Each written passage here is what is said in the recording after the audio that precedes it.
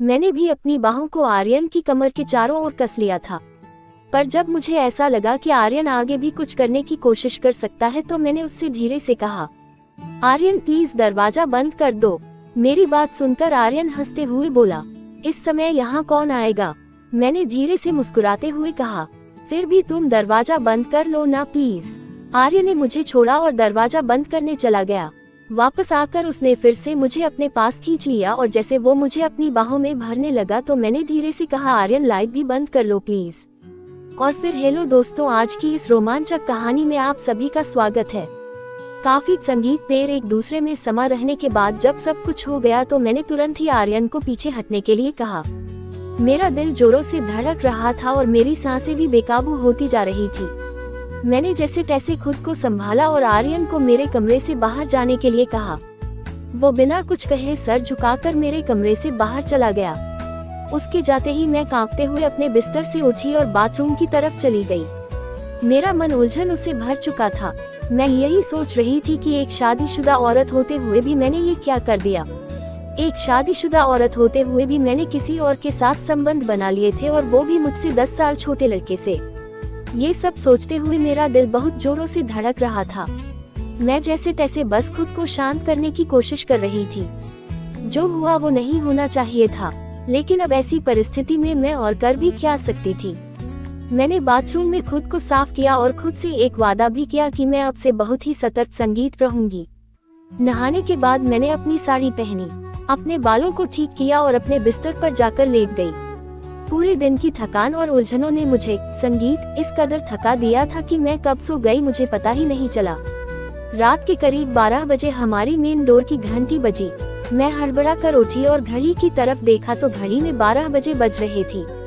मैं जल्दी से दरवाजे की ओर बढ़ी और दरवाजा खोलते ही मैंने देखा कि सामने भावना खड़ी है और उसके साथ उसका छोटा बेटा चिराग भी है जो लगभग 10 साल का था।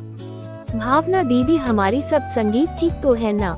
भावना दीदी ने जवाब दिया, प्रिया मेरे पापा की तबीयत बहुत ज्यादा खराब हो गई। संगीत है, हमें अभी अभी खबर मिली है और हम तुरंत ही वहां जा रहे हैं। क्या तुम 2-3 दिनों के लिए चिराग को अपने साथ रख सकती हो? ये तुम्हें बिल्कुल भी तंग नहीं करेगा और हम जल्दी ही वापस लौट आएंगे। मैंने तुरंत कहा, कोई बात नहीं दी, ये भी तो आपका ही घर है। आप बेफिक्र होकर जाओ और चिराग की बिल्कुल भी चिंता मत करो, मैं इसका पूरा ध्यान रखूंगी। भावना दीदी ने चिराग को मेरे पास ही छोड़ दिया और जल्दबाजी में चली गई। मैंने दरवाजा बंद कर लिया और चिराग को लेकर अंदर आ गई। मैंने चिराग के लिए टीवी ऑन कर दिया और उससे पूछा, चिराग क्या तुमने खाना खाया है? वो बोला, नहीं आंटी अभी नहीं खाया है। मैंने मुस्कुराते हुए कहा, अच्छा तुम तब तक टीवी संगीत देखो, मैं अभी तुम्हारे लिए खाना लेकर आती हूँ। मैंने खाना गर्म करके टेबल संगीत पर रख दिया और चिराग को खाना परोस दिया। चिराग खाना खाने लगा और मैं भी उसके पास वाली कुर्सी पर बैठ गई। आर्यन ने संगीत अभी तक खाना नहीं खाया था और मैं खुद उसे बुलाने नहीं जाना चाहती थी। मुझे पता था मैं उससे आंखें भी नहीं मिला पाऊंगी। मैं यही सोच रही थी कि जो कुछ भी हुआ उसमें किसकी गलती थी, मेरी गलती थी या फिर आर्यन की गलती थी। कुछ इसके बाद हम दोनों के बीच कोई बात नहीं हुई और आर्यन खाना खाकर अपने कमरे में चला गया। मैंने सारे संगीत बर्तन उठाए और किचन में रख दिए। फिर चिराग को लेकर अपने कमरे में चली गई और दरवाजा अंदर से बंद कर लिया। मैंने चिराग को अपने साथ ही लेटा लिया क्योंकि वो एक छोटा सा बच्चा ही तो है। अगर मैं उसको अलग लेटाती तो शायद रात में उसको डर लगने लगता। चिराग मेरे बेड पर ही लेटा था और जल्दी संगीत सो भी गया, लेकिन मैं जाग रही थी। शाम की थोड़ी देर की नींद के कारण अब मुझे नींद नहीं आ रही थी। आज का दिन मेरी जिंदगी में एक नया मोड़ ले आया था। मेरे दिल और संगीत दिमाग के बीच लड़ाई चल रही थी। दिल कह रहा था कि आज जो भी हुआ है वो सही हुआ है, जबकि दिमाग इसे गलत ठहरा रहा था। मेरा दिल तो ये भी कह रहा था कि एक शादीशुदा औरत होते हुए भी मैं एक अधूरी सी जिंदगी जी रही थी और अगर किस्मत ने मेरे लिए कोई रास्ता संगीत खोला तो इसमें क्या बुराई है। मैं अपने इन्हीं ख्यालों में खोई हुई थी कि अचानक से मेरे कमरे के दरवाजे पर दस्तक हुई। घर में मेरे और चिराग के अलावा सिर्फ आर्यन ही था, तो इसका मतलब दस्तक देने वाला आर्यन ही हो संगीत सकता था। मेरा दिल फिर से तेजी से धड़कने लगा था। मैंने चुपचाप लेटे रहने की कोशिश की, लेकिन दस्तक फिर से हुई। मैं यही सोच रही थी कि कहीं चिराग जाग ना जाए। पिछले कई सालों से तुमने अपने आप को रोक कर रखा है और अब जब मौका मिला है तो इसे गंवाना ठीक नहीं है। जिंदगी ऐसे मौके बार बार नहीं देती। मैं बिस्तर पर बैठी इन्हीं ख्यालों में डूब चुकी थी कि अगर मौका मिला है तो क्या इसे छोड़ देना चाहिए। आर्यन तो अभी संगीत जवान है, उसकी जिंदगी में तो ऐसे मौके और भी आएंगे, लेकिन मेरे लिए मेरे पास तो बस यह एक ही मौका है। क्या मुझे अपनी जिंदगी जीने का हक नहीं है? मैं इन्हीं विचारों में उलझी हुई थी। मेरे दिल और दिमाग के बीच जंग हो रही थी। आखिरकार मेरे मन की आवाज ने मेरे दिल की आवाज पर जीत हासिल कर ली। मुझे आर्यन के प्रति अपने पिछले व्यवहार के बारे में सोचकर अफसोस होने लगा। मैंने उसे बहुत ही गुस्से से अपने कमरे से भगाया था और इस बात का मुझे बहुत ही दुख हो रहा था। मैं मुस्कुराते हुए अपने बिस्तर से उठी और अलमारी में से एक आकर्षक लाल रंग का जोड़ा निकालकर पहनने का विचार किया और फिर बाथरूम में जाकर कपड़े बदल दिए। कपड़े बदलने के बाद मैं अपने कमरे में आई और कमरे में आकर मैंने अपना हल्का फुल्का सा मेकअप कर लिया। मैंने अपना लाल रंग वाला जुड़ा पहन लिया था और ऊंची हील वाली सैंडल भी पहन ली थी। मैं बहुत ही सुंदर लग रही थी और मैं ये सोचकर संगीत मुस्कुरा रही थी कि अगर आर्यन मुझसे नाराज भी हो गया होगा तो वो मुझे इस तरह देखकर बहुत ही खुश हो जाएगा। मैंने देख लिया था कि चिराग गहरी नींद में सो रहा है। मैंने धीरे से अपने कमरे की लाइट बंद कर दी और दरवाजा बंद करके सीढ़ियों से ऊपर चली आई। मेरा दिल जोर जोर से धड़क रहा था। जब मैं ऊपर पहुंची तो मैंने देखा कि आर्यन के कमरे का दरवाजा खुला हुआ है और अंदर से हल्की हल्की रोशनी बाहर आ रही है। जब मैंने संगीत अंदर जाकर देखा तो आर्यन वहां नहीं था।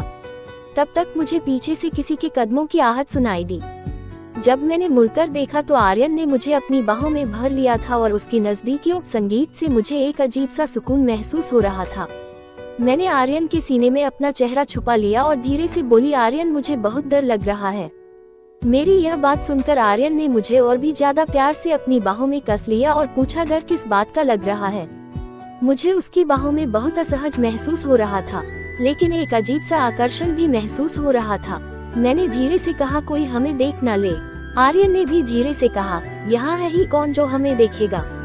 आर्यन ने मुझे अपनी बाहों में कस लिया, लेकिन मैंने हिम्मत जताकर कहा, आर्यन अभी नहीं, यहाँ नहीं। आर्यन संगीत मेरे संकेतों को समझ गया और वो मेरा हाथ थामकर मुझे अपने कमरे की ओर ले गया। जब मैं कमरे में पहुंची तो मेरी धड़कन और तेज हो गई। कमरे में पहुंचते ही आर्यन ने लाइट जलाई और फिर धीरे से मुझे अपनी बाहों में भर लिया। मैंने संगीत अपनी पीठ को अर्जुन के सीने से सटा दिया। हालांकि मैं अभी भी थोड़ा सा घबराई हुई थी, लेकिन आर्यन के सीने से लगकर मुझे थोड़ा सा सुकून मिल रहा था। उसने धीरे से मेरी गर्दन पर संगीत अपना सिर रख दिया, जिससे मेरा दिल जोरों से धड़कने लगा। आर्यन ने अपनी प्यारी आवाज में कहा, आज तो आपका हुस्न कुछ खास ही लग रहा है। आर्यन की होठ मेरी गर्दन पर और उसका एक हाथ धीरे धीरे मेरी कमर के आसपास घूम रहा था। उसकी इस नजदीकी का एहसास मुझे पागल कर रहा था, लेकिन मैं खुद को काबू करने की कोशिश कर रही थी। मैंने ये सब पहले कभी भी महसूस नहीं किया था। आर्यन ने मुझे चूमती हुई कहा, थोड़ी देर में तरफ देखते हुए बोला, आज तो आप बहुत ही सुंदर लग रही हो। इन हाई हील्स में आपके नाजुक पैर बहुत सुंदर लग रहे हैं। अब धीरे धीरे मुझे भी शराब का असर होने लगा था। अपनी तारीफ सुनकर मैं पहले तो थोड़ा सा झिझकी, लेकिन फिर मुस्कुराते हुए बोली, तू किसने रोका है, अपनी सारी चाहत पूरी कर लूं। इतना सुनते ही आर्यन ने मेरे पैरों को बड़े सम्मान के साथ हल्के से छुआ। ये सब देखकर मुझे यकीन ही नहीं हो रहा था कि कोई मुझे इतनी गहराई से पसंद कर सकता है, कि मेरे पैरों को भी इस कदर से सराह रहा है। आर्यन ने मुझे अपनी बाहों में लेकर हल्की हल्की मेरी गर्दन पर चुंबन देना शुरू कर दिया। मैं भी आर्यन की बाहों में एक सुकून महसूस कर रही थी। शराब का हल्का हल्का असर मेरी खुशी को और भी बढ़ा रहा था। मैंने भी अपनी बाहों को आर्यन संगीत की कमर के चारों ओर कस लिया था, पर जब मुझे ऐसा लगा कि आर्यन आगे भी कुछ करने की कोशिश कर सकता है तो मैंने उससे धीरे से कहा, आर्यन प्लीज दरवाजा बंद कर दो। मेरी बात सुनकर आर्यन हंसते हुए बोला, इस समय यहाँ कौन आएगा। मैंने धीरे से संगीत मुस्कुराते हुए कहा, फिर भी तुम दरवाजा बंद कर लो ना प्लीज। आर्यन ने मुझे छोड़ा और दरवाजा बंद करने चला गया। वापस आकर उसने फिर से मुझे अपने पास खींच लिया और जैसे ही वो मुझे अपनी बाहों में भरने लगा तो मैंने धीरे से कहा, आर्यन लाइट भी बंद कर लो प्लीज। लाइट बंद होने के बाद हम दोनों एक दूसरे में समा गए और सारी रात ऐसे ही गुजर गई। अब मैं अपनी जिंदगी में खुश थी कि मुझे अकेली इतनी बड़ी जिंदगी नहीं गुजारनी पड़ेगी। कमेंट करके जरूर बताएगा कि आपको ये कहानी कैसी लगी। अगर आपको ये कहानी पसंद आए हो तो इसे लाइक करें और अपने दोस्तों के साथ भी शेयर करें। आगे भी ऐसी रोमांचक कहानियों के लिए हमारे चैनल को सब्सक्राइब करें और बेल आइकन दबाना ना भूलें।